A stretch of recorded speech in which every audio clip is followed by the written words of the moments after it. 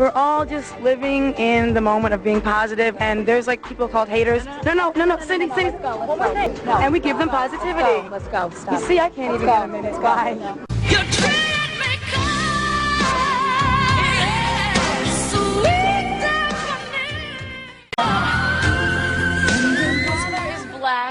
And he grew up in Harlem. Actually, they lived in the Bronx first, then he grew up in Harlem. He grew up as an African-American man. He served his country. Beautiful. And his father's mother, so my great-grandmother, is Venezuelan. I do want to say happy birthday because you had a birthday recently, so congratulations, and I hope you had a lovely day. I only have anniversaries, darling. I only have anniversaries. It was my 12th birthday, so you know I'm eternally 12, darling, as are we all. Are you still in love with Tommy Mottola? No, I'm not in love with him. I care about him as a person, and I would like to be able to talk to the good guy when he's being the good guy. You're looking tremendous for this time of the morning. I take it you're not really used to getting up this early. Not really. I usually go to sleep around this time, so. Man. You're a brave one to come up here in the Nut Hut. This is your first radio interview? Yes, it is. How do you like it so far? Great. Part of this had to do with your sister. It's on the record that when you were very young, she was on drugs. Yes? Okay. That she was a prostitute? You must have known this. What was it like for a little girl? It was a very difficult thing to see.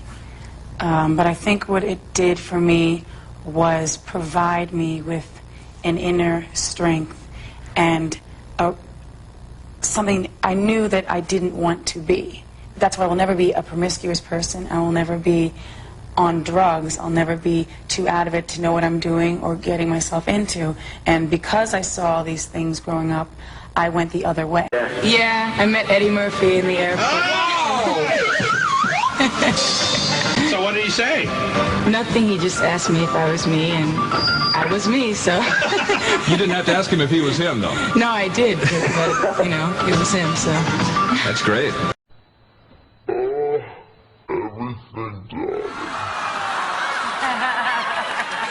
That's Cha-Cha, the mama.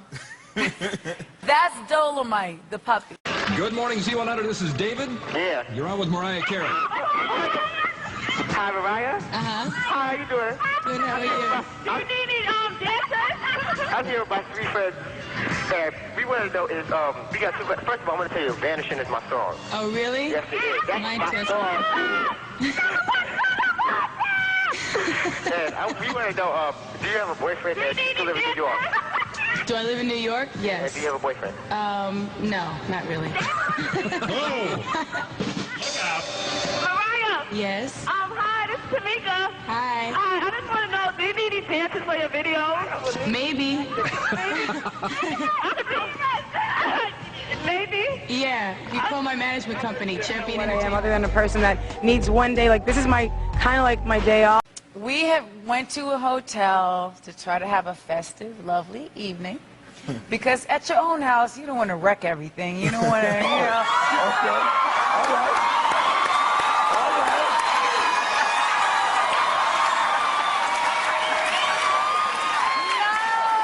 All right.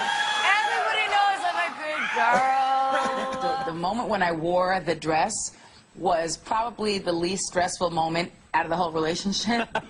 So it was like, I don't really associate the dress with the agony of the rest of the situation. But no, there are a few good moments. Let me not, you know, be bitter or whatever. It's over, and it's the emancipation of Mimi. But the concept for the wedding aspect of the video came like 2 days before the actual video. So where could we find another wedding dress that fit right, that had a 27-foot long train? And it was just sitting there collecting dust in storage. So I said, might as well bring it out, throw it on, whatever. To a hotel, and he actually had all this like balloons and stuff, and I had sent him balloons, and we had roses everywhere and rose petals everywhere and all this stuff. Suddenly, the candles that were lit, I don't know what I smelled, but it was like, wow, is this a potpourri or what is this? And the drape went up in flames. Up in flames. And I was like this. Got up, took the thing, and then I was like, okay.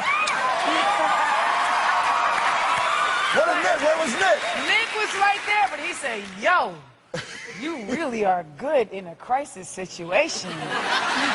Have your phone number? Oh, get out of here. Come on, man. Sorry, it's a mistake. I don't want to play psychologist, but 20 years older than you, Tommy Mottola, was he your father figure? Probably, yeah. Is it true that Tommy Mottola was the first man that you went to bed with? You have said this. Mm-hmm. Yeah? What did you study when you were in high school? As little as possible. No, the usual. Survived the fact that you couldn't roll out there with makeup or hair, and the light came, I think it was natural light. No, it wasn't natural light. It was fluorescent light. Worse. Worse. And you know what?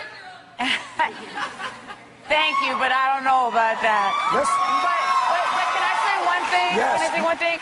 I was like, if people are going to think this is how I look without makeup, I'm going to be really upset. Because this is not my natural look. I don't wake up in the morning looking like this. No. Damn. I couldn't take it.